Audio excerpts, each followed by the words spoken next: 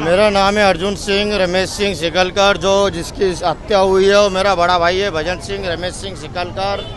इसको मारा गया है धोखे से। आगे बोलेरो पिकअप लड़ा दी, स्कॉर्पियो में मेरा भाई आया था और भाव सिंह, बलदेव सिंह, कालू सिंह, मोहन सिंह, सनी सिंह, सोनू सिंह, ये इतने लोग और अन्य लोग और थे उन, और गोपाल डिंडोली का है ये लड़का, और अन्य लोग और थे पर मालूम नहीं उनका नाम क्या है।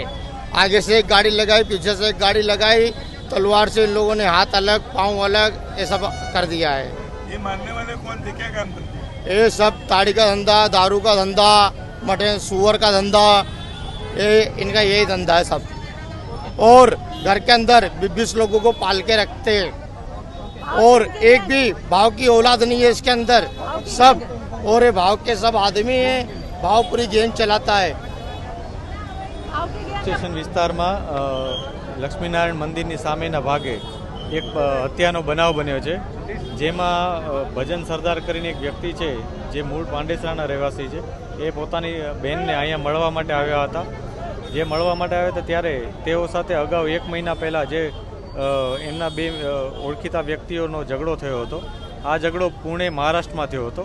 તે વખતે જે આરોપીઓ છે એ લોકોએ જે ભોગ બનનાર છે એણે આરોપીઓને એક કિરપાણ કે અન્ય કોઈ ધારદાર વસ્તુથી ઈજા પહોંચાડેલી હોવાની પ્રાથમિક માહિતી છે, અને એ બાબતનો ગુસ્સો રાખી અને બદલો લેવા માટે આજે આ લોકોએ જે ભોગ બનનાર છે ભજન સરદાર એને ઘેરીને અને તલવારના ઘા મારીને મૃત્યુ નિપજાવેલ છે।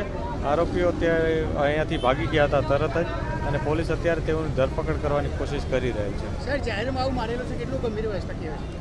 કોઈ પણ બનાવ જે આવો હત્યાનો હોય, જાહેરમાં હોય અથવા અન્ય કોઈ પણ જગ્યાએ હોય, તે ગંભીર જ છે। અને જ્યારે આ મુખ્ય બનાવનું મુખ્ય જે કારણ છે, ત્યારે મહારાષ્ટ્ર પુણેમાં એ લોકોની બબાલ હતી ત્યાંનું છે, પરંતુ 1-1.5 મહિના અગાઉની જે અદાવત રાખીને તેઓએ આ ઘટનાને અહીંયા અંજામ આપ્યો છે, તે બાબતને લઈને પોલીસ અત્યારે તપાસ કરી રહી છે।